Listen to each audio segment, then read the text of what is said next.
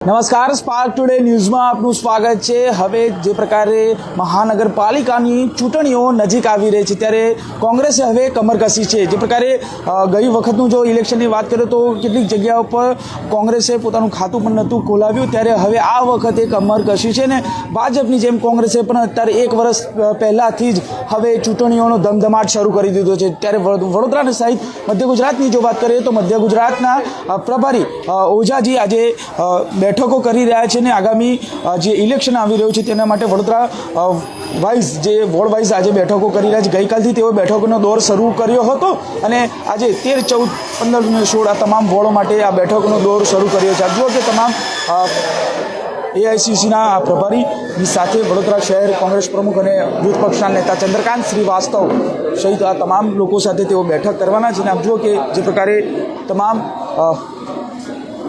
વોર્ડના પ્રમુખ સહિત સંગઠનો સહિત તમામ લોકો અહીંયા કાર્યકર્તાઓની સાથે તેઓ બેઠક કરશે અને આગામી જે ચૂંટણીઓ આવી રહી છે મહાનગરપાલિકા સ્થાનિક સ્વરાજની તેને ચૂંટણી કહેવાય છે તેમાં હવે કમર કસી છે। કારણ કે જે પ્રકારે વડોદરાની જો વાત કરીએ તો વડોદરા ગઈ વખતે 7 જ માત્ર કોર્પોરેટરો ચૂંટાઈને કોંગ્રેસ મધ્ય આવ્યા હતા, ત્યારે તેને 7ની બદલે લગભગ અનેકો કોર્પોરેટર ચૂંટાય તે માટેના પ્રયત્નો શરૂ કરી દીધા છે અને આગામી ચૂંટણીમાં કોંગ્રેસ વધુ માર્જિનથી જીતે, વધુ અને પોતાનું બોર્ડ મહાનગરપાલિકામાં બેસાડે તે માટેના પ્રયત્નો હવે શરૂ કર્યા છે। ત્યારે આપ જુઓ કે તમામ લોકો જે કાર્યકર્તાઓથી લઈને તમામ સંગઠનના જે જૂના કાર્યકર્તાઓથી લઈને તમામ લોકો અહીંયા પહોંચ્યા છે અને પોતાના મત અને જે પોતાની જવાબદારી છે તે નક્કી થશે। ત્યારે આપ જુઓ કે કેવી રીતે ચૂંટણી જીતી શકાય તે માટેના પ્રયત્નો સીધા થઈ રહ્યા છે ને જે પ્રકારે તમામ લોકો અહીંયા પહોંચ્યા છે। આ ખાસ કરીને જ્યારે સ્થાનિક સ્વરાજની હવે ચૂંટણીઓ આવી રહી છે તે માટે જો કે જે પ્રકારે તમામ લોકો જે સાથે ઋતુજ જોશી છે તેમની સાથે સીધા વાત કરીશું। ઋતુજભાઈ, શું કહેશો? આજે બેઠક છે, શું બેઠક છે અને શું ચર્ચા થવાની? એઆઈસીસીના સેક્રેટરી મધ્ય ગુજરાતના પ્રભારી શ્રી રામકિશનજી ઓઝા ગઈકાલથી વડોદરા શહેરમાં છે અને વડોદરા શહેરમાં જે 19 વોર્ડ છે કોર્પોરેશનના, એમાંથી લગભગ ગઈકાલે 15 વોર્ડમાં અમારા પ્રભારી રામકિશનજી ઓઝાની અધ્યક્ષતામાં વોર્ડ વાઇઝ બેઠકો થઈ, મિટિંગો થઈ અને આજે એના ભાગરૂપે વોર્ડ નંબર 13, 14, 15, 16 આ 4 વોર્ડની મિટિંગ અહીંયા સરાફી હોલ ખાતે રાખેલી છે। આવનારા દિવસોમાં જ્યારે કોર્પોરેશનની ચૂંટણી પણ આવવાની છે અને સંગઠનલક્ષી જે વોર્ડના કાર્યકર્તાઓ, જે વોર્ડના આગેવાનો છે, એમના જે વિચારો છે, એમના જે સૂચનો છે એને પણ સાંભળ્યા ગઈકાલે અને આજે પણ સાંભળીને ત્યારબાદ બપોરે 12 વાગે પ્રેસ મીડિયાને સંબોધન કરશે અને 12:30 થી 1:45ની વચ્ચે એઆઈસી સેક્રેટરી રામકિશનજી ઓઝા અને ગુજરાત વિધાનસભા વિપક્ષ નેતા અમિતભાઈ ચાવડા સાહેબ એસએસજી હોસ્પિટલ જે નાની બાળકીને સાથે જે દુષ્કર્મ થયું છે ત્યાં પણ મુલાકાત લેવાના છે। આપણે જાણીએ છીએ કે છેલ્લા 30 વર્ષથી વડોદરા શહેરમાં કોર્પોરેશન હોય કે વિધાનસભા હોય પણ ભાજપનું શાસન છે અને આ કોર્પોરેશનમાં 30 વર્ષના ભાજપના ભ્રષ્ટ શાસનના કારણે વડોદરાની પ્રજાને જે તકલીફો પડે છે, વડોદરાની પ્રજાને જે મુસીબતોનો સામનો કરવો પડે છે, કારણ કે પ્રજા જે વેરો ભરે છે અને વેરાનું વળતર નથી આપી શકતા, પાયાની સુવિધા, રોડ, રસ્તા, ગટર પાણી, સ્ટ્રીટ લાઇટ, આજે બધી સમસ્યાઓ છે। 30 વર્ષ એક જ પાર્ટીને શાસન આપ્યું તો પણ માત્ર ભ્રષ્ટાચાર કર્યો, વડોદરાનું કામ કર્યું નહીં। મહારાજા સયાજીરાવ ગાયકવાડના વડોદરાને ખાડોદરા બનાવ્યું અને હમણાં જે પૂર આવ્યું એમાં આપણે સૌ સાક્ષી છે કે આ લોકોનો અણઘડ વહીવટના કારણે વડોદરાની પ્રજાને કેટલી તકલીફ થઈ। તો આ તમામ મુદ્દાઓ જે છે એ બધા મુદ્દાઓને લઈને પણ અમારા વોર્ડના કાર્યકર્તાઓ સાથે ચર્ચા થઈ, મિટિંગ થઈ અને જે પ્રજામાં પણ જે રોષ અત્યારે ભાજપની સામે છે એ તમામ રોષ આવનારા દિવસમાં કોંગ્રેસના કાર્યકર્તાઓ, આગેવાનો વોર્ડમાં ઘરે ઘરે જઈને પ્રજાનો અવાજ બનીને સત્તા પક્ષના આંખ અને કાન ખોલવાનો પ્રયત્ન કરશે। ઋતુભાઈ, સવાલ મારો એ છે કે જે પ્રકારે અત્યારે તમે કીધું કે હજુ પણ લોકોમાં રોષ છે ભાજપ પ્રત્યેનો, તો શું એ તકનો લાભ કોંગ્રેસ લેશે? શું માનો છો આગામી ચૂંટણી? જો કોંગ્રેસ પાર્ટી કોઈ સત્તાની લાલચ માટે કામ નથી કરતી, કોંગ્રેસ પાર્ટીની સ્થાપના સેવા માટે થઈ હતી અને એ સેવાના ઉદ્દેશથી જ કોંગ્રેસ પાર્ટીના આગેવાનો કે કાર્યકર્તાઓ બધા પ્રજાના કામ કરે છે। વાત એવી છે કે પ્રજા હવે જાગૃત થઈ ગઈ છે અને જાગૃતતામાં આજે જે 3 દિવસ પૂર આવ્યા, 3 વખત પૂર આવ્યા અને ભ્રષ્ટ શાસનના પાપે આવ્યા, આજે આટલો ટાઈમ થઈ ગયો, વિશ્વામિત્રી નદી પર જે પણ દબાણો ગેરકાયદેસર છે, આપ મને જણાવો કે કયું દબાણ આ લોકોએ તોડ્યું? આ લોકોની ઈચ્છા શક્તિ જ નથી. કારણ કે જે દબાણ કરનારા મોટા મોટા બિલ્ડરો છે, મોટા મોટા માલેતુજારો છે, એ ભાજપને પ્રત્યક્ષ કે પરોક્ષ રીતે ફંડિંગ કરે છે. માટે આ લોકો એમની સામે કશું કરતા નથી. ગરીબોના ઝૂંપડા તોડવાના, ગરીબોના લારી ગલ્લા હટાવવાના, અસામાજિક પ્રવૃત્તિ થતી હોય તો અસામાજિક તત્વોને નહીં પકડવાના, પણ અલગ અલગ વિસ્તારમાં જઈને જે લોકો બિચારા લારી ગલ્લા ચલાવીને રોજબરોજની મજૂરી કરીને કમાઈને ખાતારા લોકો, એમને આ લોકો હેરાન કરે છે. અને આ બધા પ્રશ્નો લઈને લોકોમાં એક રોષ છે, આક્રોશ છે. આજે વડોદરા શહેરનો કોઈ વિસ્તાર, પૂર્વ વિસ્તાર હોય કે પશ્ચિમ વિસ્તાર હોય કે દક્ષિણ કે ઉત્તર, કોઈ વિસ્તાર બાકી નથી જ્યાં ભાજપના કાઉન્સિલરોના કામગીરીથી કે ભાજપના ધારાસભ્ય કે ભાજપના સાંસદની કામગીરીથી લોકો નારાજ ના હોય એવો કોઈ એરિયા નથી. અને વડોદરાની પ્રજાએ આ લોકોને ખોબે ખોવારીને વોટ આપ્યા, કોર્પોરેટરો બનાવ્યા, ધારાસભ્ય બનાવ્યા, સાંસદ બનાવ્યા, તો આપણે પ્રજાનું કામ ના કરી શકતા હોય તો પ્રજામાં તો રોષ રહેવાનો છે. અને આ તમામ મુદ્દે કોંગ્રેસ પાર્ટી, તમે જોયું હશે હમણાં જે સન ફાર્માથી ભાયલીનો જે બ્રિજ, આજે 76 કરોડનો ખર્ચાની શું જરૂર છે? પ્રજા ત્યાંની એવું કહે છે, જે વેરો ભરે છે, કે અમારે બ્રિજ નથી જોઈતો. જે આખી નર્મદાની નાની કેનલ છે ત્યાં સાયફન બનાવવાથી, એટલે કે 4-5 કરોડના ખર્ચાથી એક સાયફન બની જાય અને સાયફનથી લોકો અવર જવર કરી શકે એવું પ્રજા કહે છે.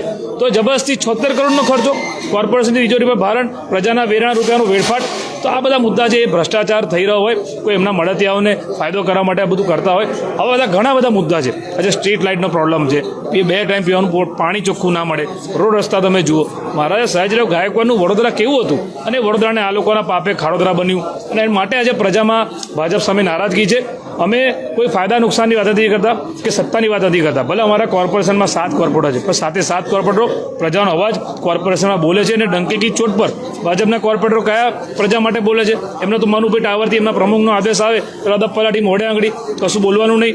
અને જે રીતે તમે જુઓ કે કરોડોના કામો ઓન પેપર, પણ જ્યારે ફિલ્ડમાં જઈએ ત્યારે ના તો એ રોડ બન્યો હોય કે ના ડ્રેનેજનું કામ હોય, ના વરસાદી કાચનું કામ હોય. અને માટે વડોદરાની પ્રજાને આવું ભોગવવાનું થયું છે. અને એટલે પ્રજાનો રોષ છે. અમે તો પ્રજાનો અવાજ બનીને પ્રજાના પ્રશ્નોને વાચા આપવાનું કામ કોંગ્રેસ પાર્ટી કરે છે. પ્રજાનો રોષ અને પ્રજા. આપણી સાથે ઓઝાજી છે, AICCના સેક્रेटरी. सर, वडोदरा में बैठक करे, क्या कहोगे, किस तरह की बैठक है, क्या मुद्दे चर्चा? बड़ौदा में बैठक हमने पहले भी की है. आज हम अपने कार्यकर्ताओं के साथ वार्ड वाइज कल से चर्चा कर रहे हैं और सभी वार्डों के सभी कार्यकर्ताओं से मिले. पहले तो हमने अपने कार्यकर्ताओं को बधाई दी है कि जिस तरह से विश्वामित्र नदी में जो बाढ़ आई थी, उस कारण इस शहर के अंदर में जो दुविधा उत्पन्न हुई थी, लोग फंसे हुए थे, उनके साथ जाकर, क्योंकि जिन लोगों ने यहाँ पर पिछले कई वर्षों से सत्ता भोगी है, जिन लोगों ने इसका फ़ायदा उठाया है, सत्तासीन रहे हैं, वो लोग मुंह छुपा के घर में बैठे रहे. और हमारा हर एक कार्यकर्ता अपनी स्वशक्ति से, अपनी जो उसकी ताकत थी उस ताकत से जो काम किया है जनता के बीच में जाकर, तो उनको एक बधाई हमने दी है, उनको संदेश दिया कि आपने बहुत अच्छा काम किया है. और उसके साथ साथ आने वाले संगठन को, समय में संगठन को मजबूत करने का काम, आने वाली महानगर पालिका में चुनाव के लिए संबंधित चर्चा और बाकी जो दूसरे पहलू थे उस पर भी हमने चर्चा की. सर, क्या रणनीति रहेगी? क्योंकि जिस तरह से अभी तक जो इलेक्शन हुआ है, अभी लास्ट टाइम जो इलेक्शन जो मात्र वडोदरा में 7 काउंसिलर थे, तो अभी कैसी रणनीति रहेगी भाजपा को हराने की और सत्ता में बैठने के लिए? देखिए, रणनीति तो बताने के लिए होती नहीं है, लेकिन फिर भी आप पूछ रहे हैं तो मैं ज़रूर बात करूंगा आपसे. कांग्रेस पार्टी ने कभी छद्म लड़ाई लड़ी नहीं है. कांग्रेस पार्टी जनता के बीच में जाकर, जनता के मुद्दों को उठाकर और अपने पार्टी के अंदर लोकतंत्र तरीके से काम करने का काम कांग्रेस पार्टी ने आज तक किया है.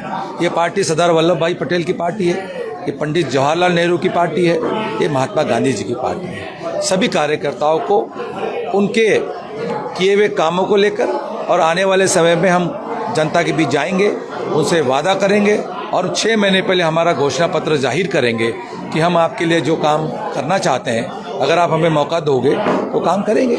और हमारा कांग्रेस का जो है इतिहास रहा है, जो कांग्रेस ने कहा है वो किया है.